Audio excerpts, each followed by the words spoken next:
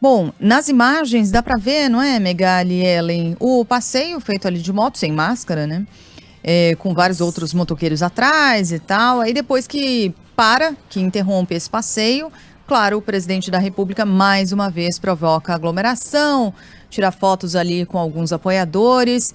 Os apoiadores estão também sem máscara. Tem um deles assim que até está com máscara, mas o presidente permanece sem máscara e um monte de gente ali em volta.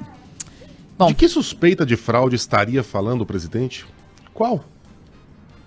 Tirante aquela que vive na cabeça dele, que mora na cabeça de seus apoiadores. Ele venceu a eleição. Ele venceu. A única eleição disputada por Bolsonaro foi vencida, até com certa facilidade, no segundo turno. Ah, mas eu tive mais votos e deveria ter vencido no primeiro. Baseado em quais indícios o presidente diz isso? Pesquisa de internet? De Twitter? Baseado em quê? Bolsonaro já cometeu a insanidade de lá nos Estados Unidos dizer que tinha provas e que essas provas seriam mostradas em breve da fraude na eleição brasileira. Cadê?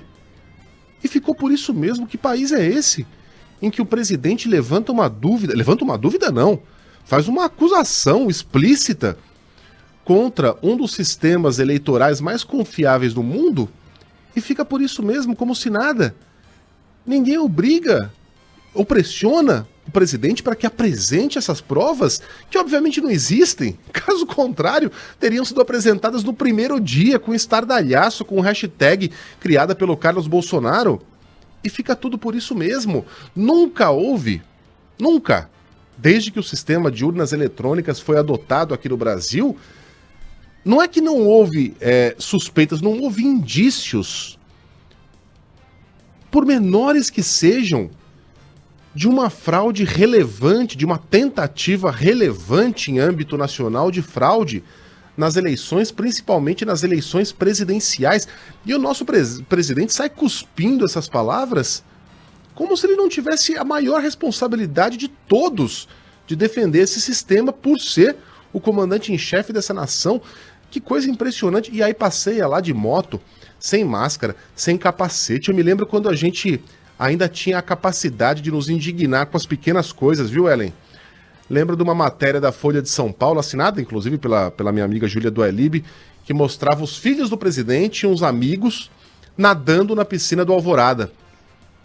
Aquilo deu matéria de capa da Folha de São Paulo. Aliás, fica a lembrança aí pra quem fala, na época do PT vocês não faziam até coisinhas pequenas, como essa. Usar a piscina do Alvorada virava matéria de capa. Porque não é adequado. Até porque aqueles, na época, rapazes, ainda não eram homens, eram adolescentes e pós-adolescentes, tiveram suas viagens bancadas com dinheiro público, inclusive com o avião da FAB. Repito, matéria de capa. Aí sai o presidente, levando na garupa um poderoso empresário, Luciano Hang, sem máscara, sem capacete, todo mundo lá sem máscara, aglomerando no meio de uma pandemia que já matou mais de 400 mil, e isso vira notinha de rodapé. O Luciano Hang perdeu a mãe para Covid. Tava lá sem máscara, todo aglomerado. O que aconteceu com a nossa opinião pública, com a nossa capacidade de respeitar as pequenas regras civilizatórias e principalmente de não nos indignarmos, ou de nos indignarmos, quando os nossos comandantes não o fazem? Que coisa, que país.